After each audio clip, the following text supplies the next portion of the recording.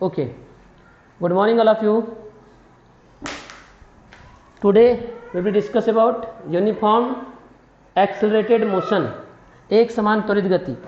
एक समान त्वरित गति क्या होती है इसको थोड़ा समझते हैं. यहाँ पर होता है जब कोई वस्तु या जब वस्तु में, अरे इसको ले जाओ, इसको ले जाओ, इसको ले जाओ, समान समय अंतराल में, समान समय अंतराल में वेग में परिवर्तन समान होता है. वेग में परिवर्तन समान होता है तो वस्तु की इस गति को क्या बोलते हैं? एक समान त्वरित गति कहते हैं.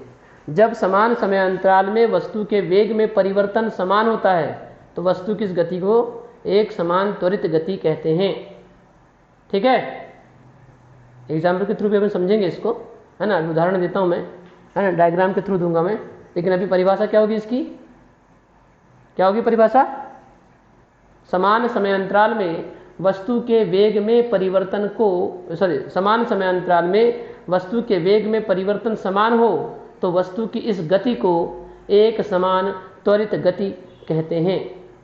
ठीक है, अब हम डायग्राम के थ्रू देखते हैं. ये लीजिए, ये आपका है मूल बिंदु और मैं यहां पर ले रहा हूं अब वेग. क्या ले रहा हूं? इस अक्ष पर वेग ले लेते हैं और समय में अभी भी एक एक सेकेंड ही रखूंगा. तो देखेंगे आप पहले बार में, पहले 1 सेकेंड में ये है, इसका वेग 5 है. फिर 1 सेकेंड बाद यहाँ की हम बात कर लें, दूसरे सेकेंड में तो ये 1 सेकेंड ही समय रहेगा, इसका यहाँ 10 है. फिर यहाँ पर 1 सेकेंड, आफ्टर 1 सेकेंड क्या हो गया? यहाँ पर 15 हो गया. फिर 1 सेकेंड आफ्टर कितना हो गया? 20 हो गया. और 1 सेकेंड आफ्टर कितना हो गया? ये 25 हो गया. ठीक है, तो पहले सेकेंड में वेग कितना है? 5, दूसरे में कितना है? 10, तीसरे में 15, चौथे में 20, पांचवें में 25. वेग में परिवर्तन हो रहा है कि नहीं हो रहा है समय के साथ?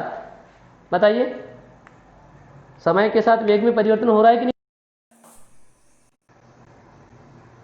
एक मिनट. हेलो हेलो, हाँ बताइए, समय के साथ वेग में परिवर्तन. ये बच्चे कहाँ गए? आज 13 ही बच्चे हैं, 12 ही बच्चे हैं. क्यों भाई? बोलिए, यहां समय के साथ वेग बदल रहा है नहीं बदल रहा है? बताओ, बदल रहा है? है ना. देख रहे हैं आप, 5 था, 10, फिर 15, फिर 20, फिर 25. लेकिन हमने परिभाषा में क्या कहा है?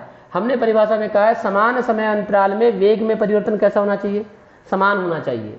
ठीक है, तो उसको क्या कहेंगे हम? एक समान त्वरित गति कहेंगे. अब देखो, इसमें हमने एक डायग्राम बना दिया. इस डायग्राम में वही वस्तु जो है वो एक्स दिशा में क्या कर रही है? मतलब इस तरह से एक्स दिशा में गति कर रही है.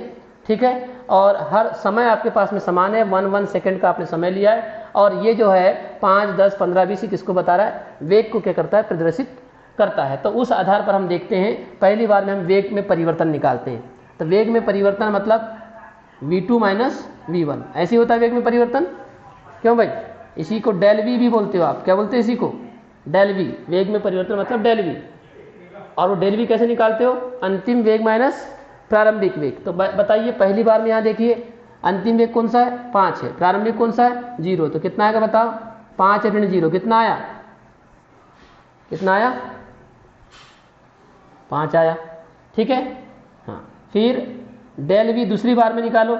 डेल v1, डेल v2 दूसरी बार में निकालो. अब दूसरी बार में बताओ, फिर से v2 माइनस v1 क्या आएगा? कितना आया?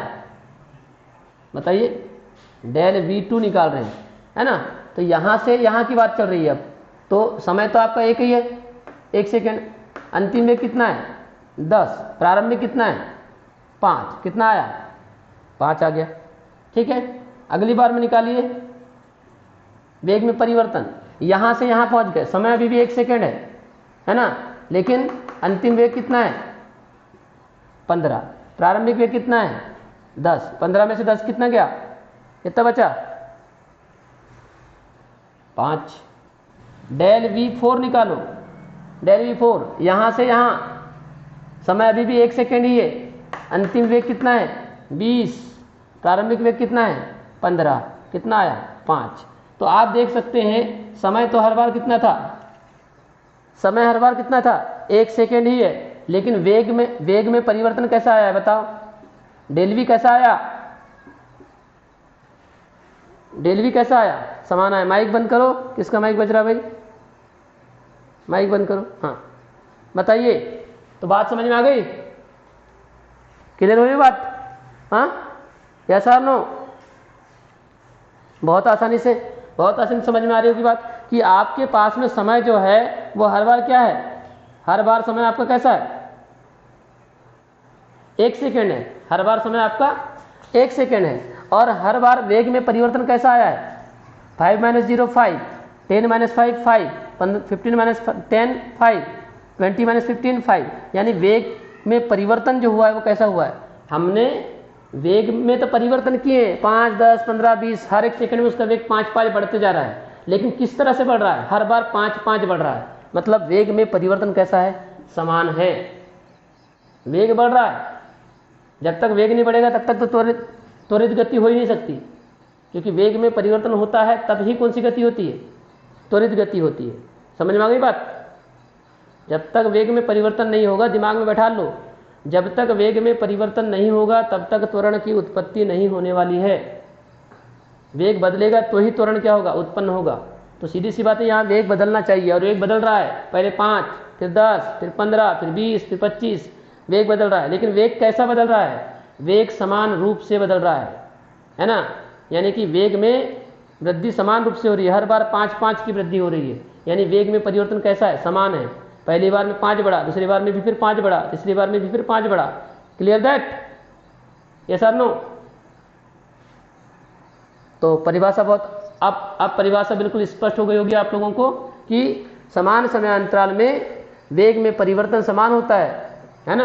या जब कोई वस्तु समान जब किसी वस्तु के वेग में परिवर्तन समान समय अंतराल में समान होता है तो इस गति को क्या बोलते हैं हम, एक समान त्वरित गति कहते हैं। या हम परिभाषा बोल देंगे, समान समय अंतराल में जब वस्तु के वेग में परिवर्तन समान होता है तो वस्तु की इस गति को एक समान त्वरित गति कहते हैं। जब एक समान त्वरित गति हमने पढ़ लिया तो फिर क्या पढ़ेंगे, एक समान त्वरण भी पढ़ना चाहिए। एक समान त्वरण, एक समान त्वरण। अब एक समान त्वरण क्या होगा, तो एक समान त्वरण भी बिल्कुल जैसा आपने अभी पढ़ा है बिल्कुल उसी प्रकार से होगा, है ना।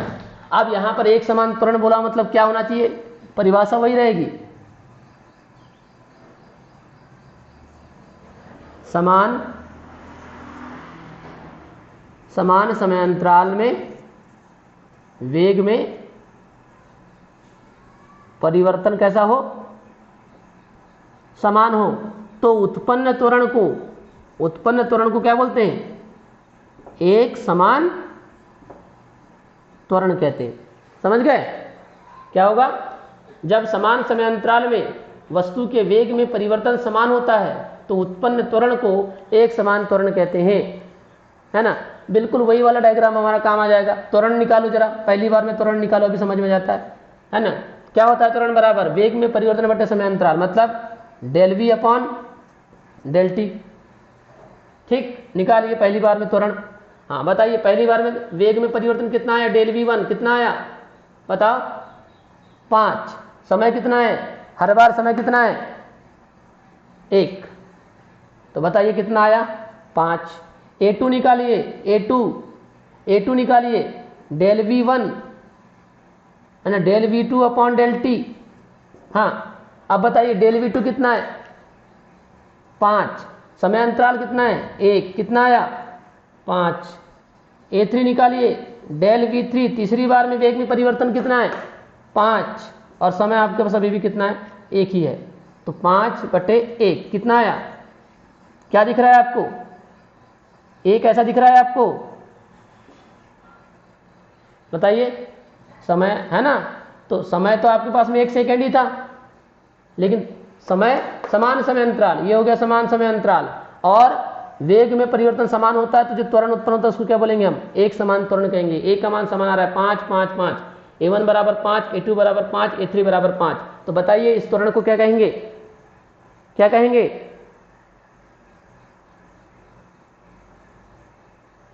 बोलिए। एक समान त्वरण कहेंगे। बिल्कुल बिल्कुल, है ना। तो बहुत आसानी से परिभाषा बन जाती है। जब कोई वस्तु या जब समान समय अंतराल में वस्तु के वेग में परिवर्तन समान होता है तो उत्पन्न त्वरण को एक समान त्वरण कहते हैं। राइट। और ऐसे ही अगर हम करते हैं परिवर्ती त्वरण के बारे में, तो परिवर्ती त्वरण भी देख लो।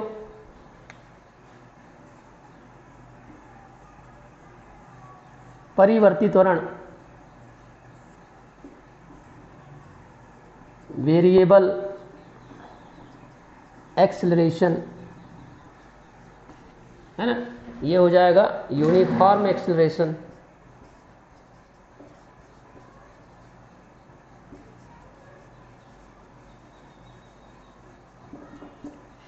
ठीक। परिवर्ती त्वरण, जब अब बड़ा कठिन काम नहीं, क्योंकि हम यही वाला त्वरण उपयोग करते हैं दैनिक जीवन में, है ना। ऐसी कंडीशन हमारे पास विरले ही प्राप्त होती है कि हर बार हमारे वेग में परिवर्तन 5-5-5-5 का ही हो और त्वरण हमारा बिल्कुल नियत रहे, है ना। ऐसा जाएंगे तो ऐसा जा ही नहीं सकते हम। वेग में कभी ना कभी कमी या वृद्धि होती है ना। हमारा जो एक्सेलरेटर है वो हाथ बिल्कुल ऐसा फिक्स नहीं रहता कि बिल्कुल स्पीड 40 की 40 रहेगी, ऐसा होता नहीं है। तो हम जो मोशन करते हैं वो आपको मालूम है, परिवर्ती गति करते हैं, और परिवर्ती गति में परिवर्ती त्वरण उत्पन्न हो जाएगा। और परिवर्ती त्वरण में क्या होगा, समान तो समय तो समान रहेगा, लेकिन वेग में परिवर्तन कैसा रहेगा, असमान रहेगा। समझ गए? यस और नो? समान समय अंतराल होगा, लेकिन वेग में परिवर्तन कैसा होगा, असमान होगा। तो उत्पन्न त्वरण को हम क्या कहेंगे, इस ऐसी स्थिति में उत्पन्न त्वरण को क्या कहेंगे, हम क्या कहेंगे, परिवर्ती त्वरण कह देंगे, है ना। तो बहुत आसानी से परिभाषा बन जाएगी। जब समान समयांतराल में वस्तु के वेग में परिवर्तन असमान होता है तो वस्तु में उत्पन्न त्वरण को परिवर्ती त्वरण कहते हैं। जैसे जल्दी से एग्जाम्पल देख लेते हैं। पहली बार में 5 है वेग, दूसरी बार में मान चलो समय तो आपका 1 सेकेंड ही है, 20, फिर यहाँ पर हो गया मान चलो 30, समय अभी 1 सेकेंड ही है, यहाँ हो गया 60, फिर यहाँ हो गया 70।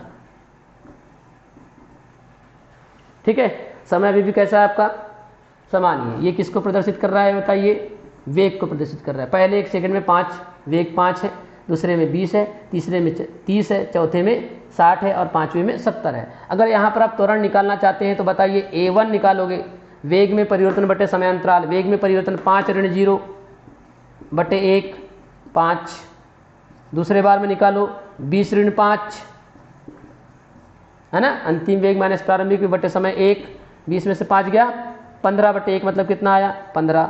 A3 निकालिए, तीसरे में 30 ऋण 20 बटे 1 कितना आया 10। चौथे में निकालिए 60 ऋण 30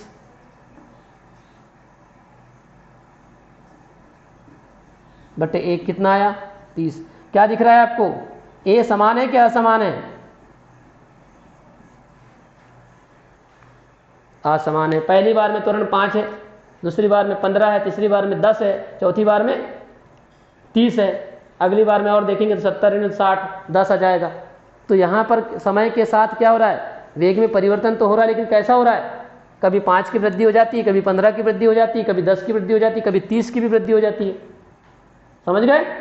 तो ऐसा त्वरण क्या कहलाएगा, कैसा कहलाएगा, ये असमान त्वरण कहलाएगा, है ना, परिवर्ती त्वरण कहलाएगा, है ना। असमान त्वरण या परिवर्ती त्वरण कहलाएगा। बिल्कुल, जब समान समयांतराल में वस्तु के वेग में परिवर्तन असमान होता है तो वस्तु में उत्पन्न त्वरण को असमान त्वरण या परिवर्ती त्वरण भी कहते हैं, है ना। असमान त्वरण भी इसको बोल सकते हो। यस, स्क्रीनशॉट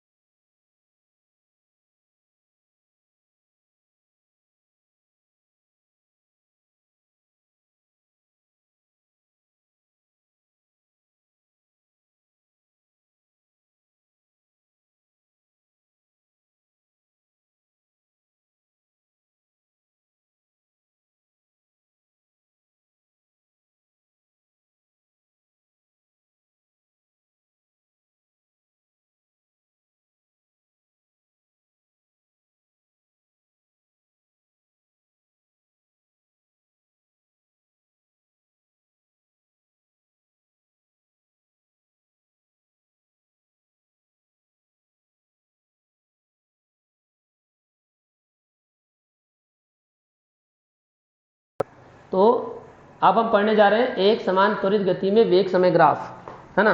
तो पहले हम क्या करते हैं, इसका डायग्राम बनाते हैं।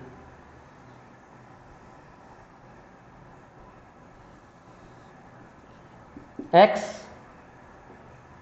वाई, है ना, और ये मूल बिंदु।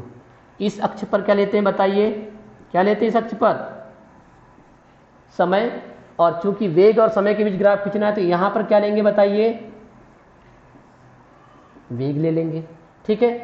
अब यहां पर मैं एक चीज ले रहा हूं, मैं वहां t1 समय पर वस्तु की स्थिति x1 लेता था। यहां पर क्या करने वाला हूं मैं, ये तो मूल बिंदु है ही ओ, यहां पर क्या कर रहा हूं मैं, t = 0 समय पर, t = 0 समय पर वस्तु का वेग जो है वो u मान के चल रहे हैं।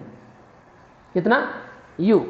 t1 समय पर वस्तु का वेग u, और t = 0 समय पर, मतलब पहला समय मैं यहाँ 0 मान के चल रहा हूँ, और दूसरा समय जो मैं यहाँ मान के चल रहा हूँ t = t मान के चल रहा हूँ। ये बात समझ में आ रही सबके। पहला समय t = 0 जिस पर वस्तु का वेग u, और t = t समय पर वस्तु का वेग कितना है, v है। यानी u जो है वो प्रारंभिक वेग है और v जो है वो अंतिम वेग है। बात समझ में आ रही है, यस और नो? ठीक। मतलब क्या हुआ, पहला समय 0 है, मतलब समय को मैं 0 मान रहा हूं पहली बार में, जब हम समय मतलब कहना चाहिए गति कर रहे हैं उस समय, ठीक है। तो प्रारंभिक समय 0 है और उस प्रारंभिक समय पर वस्तु का वेग कितना है, u, जिसको मैं प्रारंभिक वेग कहूंगा। क्या कहूंगा उसको, प्रारंभिक वेग कहूंगा। और t = t समय पर वस्तु का जो अंतिम वेग है कितना है, वो v है, ठीक है। ये बात आपको मालूम होना चाहिए। और वस्तु कैसी गति कर रही है, एक समान त्वरण a से गति कर रही है। कैसी गति कर रही है, एक समान त्वरण a से गति कर रही है। अच्छा, अब मुझे बताइए कि जब कोई अक्ष होती है उसमें एक पॉइंट 0 होता है, एक निर्देशांक 0 होता है और दूसरा निर्देशांक क्या होता है, 3 होता है। तो वो पॉइंट कहाँ पर मिलता है हमको, अक्ष पर मिलता है। कहाँ मिलता है हमको, कहाँ मिलता है, अक्ष पर। जैसे t = 0, तो ये t = 0 पर वस्तु का वेग v है, तो पहला पॉइंट कहाँ मिलेगा हमको, इसी बिंदु पर मिलेगा। यस और नो? अरे ऐसा पढ़ते थे कि नहीं बताओ, ऐसा पढ़ते थे। जैसे मान के चलो ये P पॉइंट है और यहां पर जो लिखा हुआ है 0 2, तो x का मान 0 था, y का मान कितना है, 2 है, तो x का मान 0, तो ये x अक्ष है, ये y अक्ष है। तो बिंदु P कहाँ लोगे बताओ, यहाँ लोगे ना। ऐसा 1 है, यहाँ 2 है, यहाँ 1 है, यहाँ 2 है, ग्राफ बनाया वैसा। तो बताइए P को दर्शाना है मेरे को 0 2, तो कैसे दर्शाओगे, कौन सा पॉइंट कहलाएगा, ये वाला कहलाएगा कि नहीं, क्योंकि x का मान 0 यहाँ होता है और ये x के मान को दर्शाता है और ये y के मान को दर्शाता है। तो x का मान 0 है तो 0 यहाँ होगा, और y का मान 2 है तो यहाँ 2 हो जाएगा y का, ये y है। यहाँ पर क्या आएगा, ये बिंदु P यहाँ आएगा कि नहीं आएगा। ऐसा पढ़े हो कि नहीं पढ़े हो, इतना ज्ञान सबको है, पढ़े हो ना ऐसा।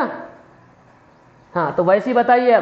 अब बताइए जो समय x अक्ष पर हमने क्या लिया, समय लिया, तो समय का मान कितना है, 0 है, और वेग का मान कितना है, u है। तो बिंदु कहाँ मिलेगा हमको, यहाँ मिलेगा कि नहीं मिलेगा, मिलेगा।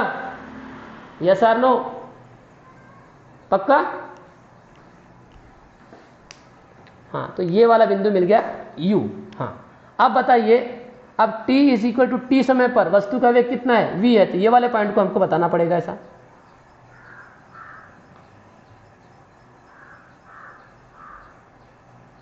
ये आपने बना दिया। अगला पॉइंट कौन सा मिलेगा, यहां मिलेगा, t = t पर वस्तु का वेग अंतिम वेग v है, ऐसा मिलाते हैं। और एक ये वाला पॉइंट मिला, इन दोनों पॉइंट को क्या कर देंगे, हम मिला देंगे, चलेगा। और इस पॉइंट को नाम दे देते हैं हम कौन सा, a, और इस पॉइंट को क्या नाम दे देते हैं हम, b नाम दे देते हैं। क्लियर है। और ये जो हमको एक रेखा मिली है ना, वो रेखा क्या कहलाएगी बताइए, क्या कहलाएगी, ये क्या कहलाएगी, VT ग्राफ। वेग समय ग्राफ कहलाएगा। ठीक है, क्लियर है ना। यहाँ चित्र नीचे लिख देते हैं। चित्र क्या होगा हमारा, बताओ। वेग समय ग्राफ। ओके। हाँ, अब एक और थोड़ी सी बात करते हैं। यहाँ ऐसा, और यहाँ क्या कर देते हैं, सी, है ना। तो यहाँ पर अब इसको अगर मैं ऐसा आगे बढ़ाता तो यहाँ क्या बनता, कोण थीटा बनता कि नहीं, क्या बनता है, यहाँ थीटा बनता। और यहाँ जब आप लोगों को याद करो जरा पुराना वाला डायग्राम, इस टाइप का था कि नहीं पुराना डायग्राम, बताओ। यहाँ क्या बना था, थीटा, और यहाँ थीटा बनता है तो यहाँ पर भी क्या बनता है, थीटा बनता है। ठीक है, तो ये वाला भी डायग्राम बना नहीं रहे हैं, इसको अभी हटा दो अब। तो ये हो गया थीटा, यानी कि ये वेग समय ग्राफ क्या है, समय अक्ष पर क्या करेगा बताओ। अगर हम ऐसा बनाते तो क्या करता है, समय अक्ष पर किसी कोण से झुका हुआ है कि नहीं है, झुका हुआ,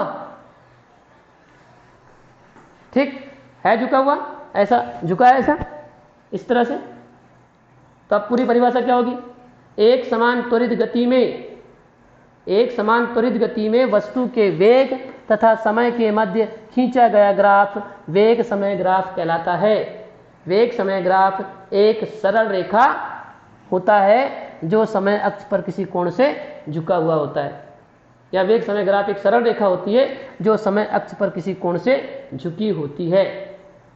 ठीक है, इतना बोलना पड़ेगा अपने को एक समान त्वरित गति में। क्लियर दैट, यस और नो। क्या बोलेंगे, एक बार फिर से बोल रहा हूं, एक बार फिर से सुनो। एक समान त्वरित गति में वस्तु के वेग तथा समय के मध्य खींचा गया ग्राफ वेग समय ग्राफ कहलाता है। वेग समय ग्राफ एक सरल रेखा होती है, इसी सरल रेखा को हम क्या बोलते हैं, वेग समय ग्राफ। वेग समय ग्राफ, क्योंकि यहाँ पर दो बिंदु मिले हैं, t=0 समय पर बिंदु A, t=t समय पर बिंदु B मिला है, जहां पर वेग u और v है। ये दो बिंदुओं को मिला एक सरल रेखा मिली। तो वेग समय ग्राफ एक सरल रेखा होती है जो समय अक्ष पर या समय अक्ष के साथ किसी कोण से झुकी हुई होती है। क्लियर हो गई बात, बढ़ूं आगे। बस इसके बाद में हमको कुछ नहीं करना है, इसको मिटा दो, इसकी जरूरत नहीं है हमको, यहां तक, है ना। यह अपना डायग्राम हो गया। अब यहां पर देखें, हम अभी कुछ बिंदु दे देते हैं, O हो गया, A हो गया, B हो गया, C हो गया। इसको नाम क्या देते हैं, इस बिंदु को D नाम दे देते हैं। ठीक है, हाँ। अब हम आगे बढ़ते हैं, थ्योरी में लिखेंगे वही थ्योरी। आप बताओ यहाँ पर वस्तु कौन सी गति कर रही है, एक समान त्वरित गति कर रही है। तो थ्योरी में क्या लिखना चाहिए बताओ, क्या लिखना चाहिए। माना कि कोई वस्तु एक समान त्वरण ए से गति कर रही है, क्योंकि एक समान त्वरित गति में त्वरण कैसा होता है, बोलो। माना कि कोई वस्तु एक समान त्वरण ए से गति कर रही है। बहुत सरल है। अभी तुम ही बोलोगे क्यों पढ़ा दिए सर, गति कर रही है। t=0 समय पर वस्तु का प्रारंभिक वेग u, ठीक है, प्रारंभिक वेग नाम दे देते हैं इसको u, तथा t समय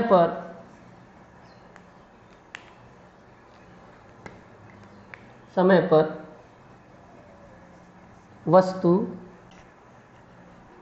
का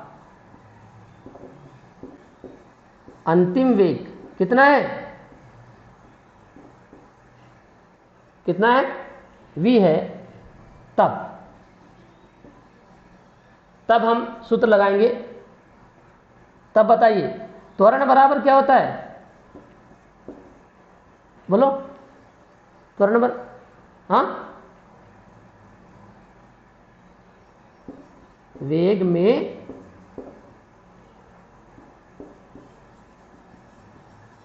परिवर्तन बटे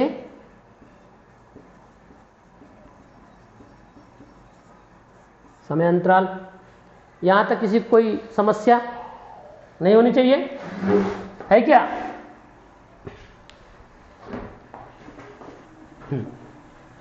ठीक। अब त्वरण को लिखते हैं हम a से, तो त्वरण हो जाएगा a इज इक्वल टू वेग में परिवर्तन। वेग में परिवर्तन कैसे निकालते हैं बताओ, कैसे निकालते हैं वेग में परिवर्तन? अंतिम वेग माइनस प्रारंभिक वेग, राइट। तो अंतिम वेग क्या है अपने पास बताइए? v, ये है अंतिम वेग। प्रारंभिक वेग कौन सा बताइए? u, है ना। समय अंतराल, समय अंतराल अंतिम समय कौन सा है बताइए? t। प्रारंभिक समय बताइए? 0, राइट। तो a इज इक्वल टू क्या आ जाएगा बताइए? हाँ, t, ठीक। t माइनस 0 मतलब t आ जाएगा। ऐसे होगा कि नहीं? क्या और कुछ होगा तुम बता दो, ऐसे लिखेंगे? सॉरी, समीकरण नंबर 1, यस। अब क्या करेंगे? ग्राफ से, ग्राफ से देखो अब क्या है। ग्राफ से एक बार v माइनस यू का मान निकालो। कल बिल्कुल जैसा किए थे वैसे ही कर रहे हैं हम, कठिन नहीं है। v माइनस यू, बताइए v क्या है? v कहां से कहां तक की दूरी है? v ऐसा नापोगे ना, यहां से 1 2 3 4 5 6 7 8 9 10, ऐसे नापोगे? ऐसे नापोगे कि नहीं? हाँ, तो ये है v, है ना। v ये है v। अब ये v किसके बराबर होगा बताओ?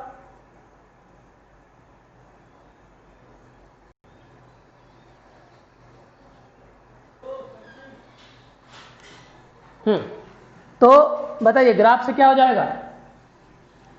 v माइनस यू, तो v का मान कितना आ गया बताइए? v का मान कितना आ गया?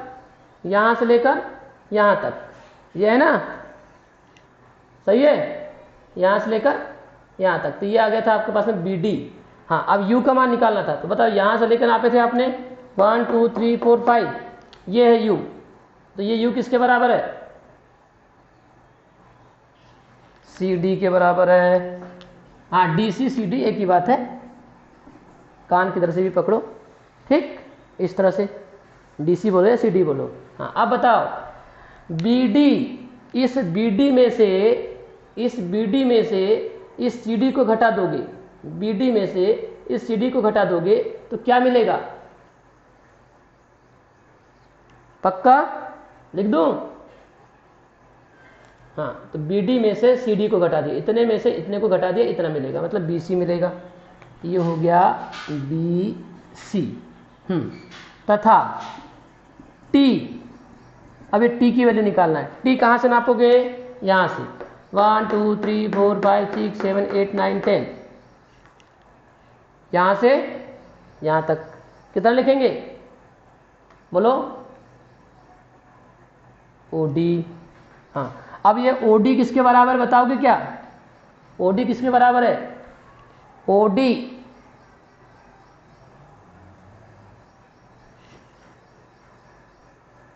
AC के, गुड।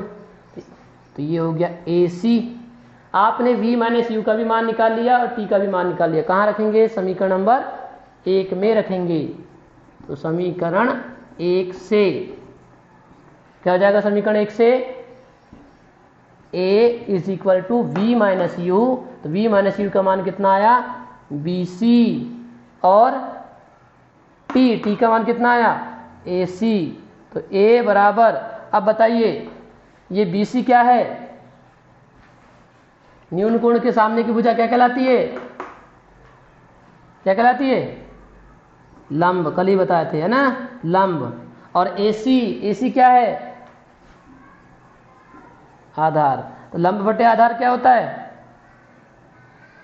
tan theta. तो ये हो गया tan theta A is equal to tan theta. और यही हमको सिद्ध करना था। क्वेश्चन सिद्ध करने आता है, सिद्ध कीजिए कि, क्वेश्चन सिद्ध करने आता है, सिद्ध कीजिए, सॉरी, एक समान त्वरित गति से एक समान त्वरित गति में वेग समय ग्राफ से आप क्या समझते हैं? सिद्ध कीजिए कि एक समान त्वरित गति में वस्तु का त्वरण वेग समय ग्राफ की ढाल या प्रवणता के बराबर होता है। समझ गए? है ना? इस तरह से। तो बताइए ये क्या है? त्वरण है। और tan थीटा को मैंने क्या बोला था कल? ढाल या प्रवणता। अब किसकी ढाल या प्रवणता? किसकी ढाल या प्रवणता? वेग समय ग्राफ की ढाल या प्रवणता के बराबर होता है। तो हम क्या लिख देंगे भैया, बताना यहाँ पे क्या लिख देंगे? अतः एक समान त्वरित गति में वस्तु का त्वरण कामा वेग समय ग्राफ की ढाल या प्रवणता के बराबर होता है। बताइए किसी कोई प्रॉब्लम है क्या? बोलिए। नहीं होनी चाहिए, है ना? बिल्कुल नहीं होनी चाहिए। ठीक है, इस तरह से। तो एक बार फिर से देख लो, चूंकि वीडियो ऑफ हो गया था, है ना, इसका आधा ही बन पाया वीडियो, और फिर वो मैंने पता नहीं हाथ से कट हो गया। तो एक बार फिर से देख ले। ये आपके पास में एक समान त्वरित गति में वेग समय ग्राफ, वस्तु के वेग और समय के मध्य ग्राफ खींचते हैं तो ये वेग समय ग्राफ हो जाता है। ठीक। और माना कि कोई वस्तु एक समान त्वरण ए से गति कर रही है, t = 0 समय पर वस्तु का प्रारंभिक वेग u तथा t = t समय पर वस्तु का अंतिम वेग v है। तब त्वरण बराबर हो जाएगा वेग में परिवर्तन बटे समयांतराल। वेग में परिवर्तन निकालते हैं, अंतिम वेग माइनस प्रारंभिक वेग, मतलब v - u अपॉन t - 0, है ना। a = v - u upon t, equation number first हो गया। फिर ग्राफ से आपने v - u का मान निकाल लिया, t का मान निकाल लिया, दोनों को यहाँ पर रख दिया तो आया a = tan थीटा। इसको हमने पढ़ दिया। अतः एक समान त्वरित गति में वस्तु का त्वरण वेग समय ग्राफ की ढाल या प्रवणता के बराबर होता है। ठीक है, तो ये वाला क्वेश्चन जो है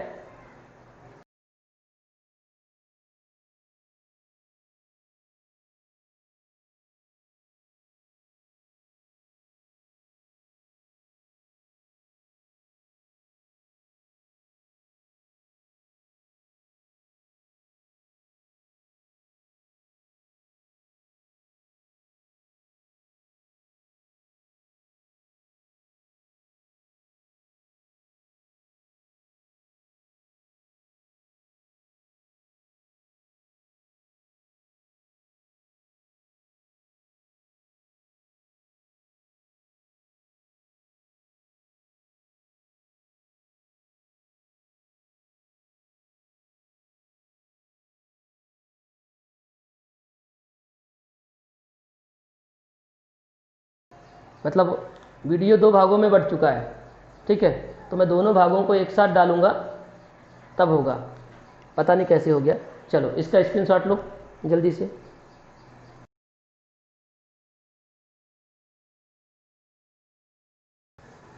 हाँ, क्या लिखे हमने? विस्थापन की गणना, है ना।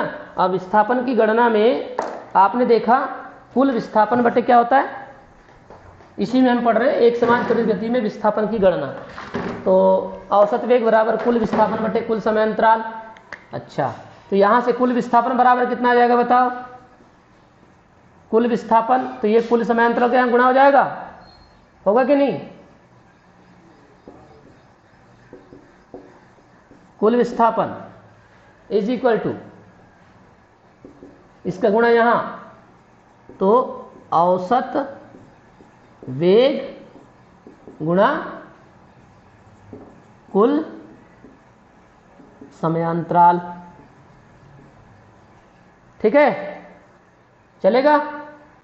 चलो, अब औसत वेग, अब इसको कुल विस्थापन को कुल विस्थापन ही रहने दो। औसत वेग कैसे निकालते हैं बताओ? जैसे हमारे पास में 2 वेग हैं, प्रारंभिक और अंतिम वेग, तो उनका औसत कैसे निकालोगे?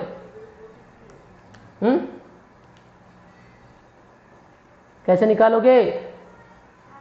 अरे दोनों को जोड़कर 2 का भाग दोगे, किन दोगे? ऐसे निकालते हैं दो वस्तुओं का औसत वेग। हाँ, a प्लस बी का औसत वेग निकालना है तो क्या करते हो आप? a प्लस बी बाई 2 करते हो कि नहीं? तो यहां पर हमारे पास में औसत वेग निकालना है तो क्या करना पड़ेगा? कुल विस्थापन बटे कुल समय, सॉरी औसत वेग निकालना है तो प्रारंभिक वेग और अंतिम वेग दोनों को जोड़ देंगे, है ना। यानी कि ये हो गया प्रारंभिक वेग प्लस अंतिम वेग अपॉन 2, ये हो गया, और इनटू समय अंतराल। तो समय अंतराल कितना है? 0 से t, मतलब कितना है? t ही है। कोई दिक्कत है क्या? बोलो, नहीं होनी चाहिए। तो कुल विस्थापन को आप विस्थापन भी दिखेंगे तब चलेगा, कोई दिक्कत नहीं है। कुल विस्थापन इज इक्वल टू, हाँ प्रारंभिक वेग कितना बताइए? u प्लस v, हो गया, और अंतिम वेग सॉरी और समय कितना है आपके पास में? t है, ये वाला t। प्रारंभिक वेग u, अंतिम वेग v अपॉन 2। Clear that? हाँ, विस्थापन इज इक्वल टू, अब बताइए u का मान कितना है बताओ? u, यह है u, यहां से लेकर यहां तक के, तो ये कितना होगा u बताओ? पढ़ो इसको, यहां से यहां तक कितना होगा? OA, अरे OA होगा कि नहीं? नहीं होगा? OA प्लस, हाँ V कितना होगा बताइए? यहां से लेकर यहां तक V, तो ये यहां से लेकर यहां तक के जो V है ये किसके बराबर होगा? BD, ठीक, तो ये हो गया BD, हाँ बटे में इसको 2 लिख देते हैं। और समय T यहां तक है T, तो T किसके इक्वल होगा बताओ? T किसके इक्वल होगा? OD, यहां से यहां तक, है ना, OD, बिल्कुल OD। अब मैं थोड़ा सा देखो क्या कर रहा हूं। विस्थापन इज इक्वल टू, ये बटे में जो 2 लिखा है इसको मैं 1/2 लिख सकता हूं कि नहीं? ऐसा लिख सकता हूं। और यहां OA प्लस BD और इंटू लिख दिया OD। कोई दिक्कत है इसमें क्या? हाँ बोलो, इसमें कोई दिक्कत है? नहीं होनी चाहिए। अब मुझे ये बताइए जो 1/2 OA plus BD into OD, ये किसका सूत्र है बताओ? 1/2 OA, ये देखो ये OA और ये BD, यानी 2 समांतर भुजाओं का योग इंटू दोनों भुजाओं के बीच की दूरी OD, ये किसका सूत्र होता है बताओ?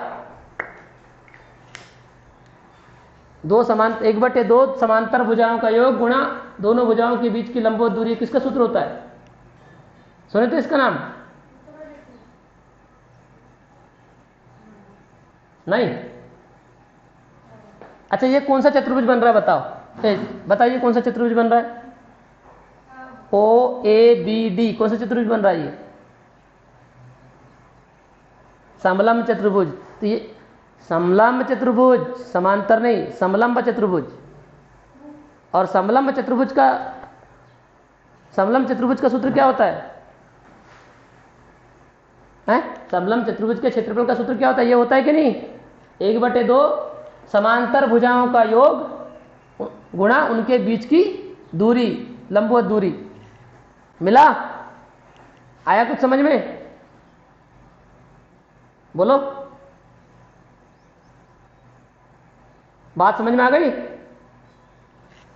1/2 समांतर भुजाएं कौन कौन सी है? देखो, एक ये समान, अरे ये है ना, ये बना है आपके पास में समांतर चतुर्भुज। देखो ये समांतर चतुर्भुज जिसमें O है, ये A है, ये B है और ये D है। तो ये देखो, ये 2 समांतर भुजाएं, 1/2 2 समांतर भुजाएं OA और BD, उनका योग और दोनों भुजाओं के बीच की लंबवत दूरी, ये दोनों समांतर भुजाओं के बीच की लंबवत दूरी, ये OD है, ये OD है। अब बताओ, अब क्लियर हुआ? समझ गए?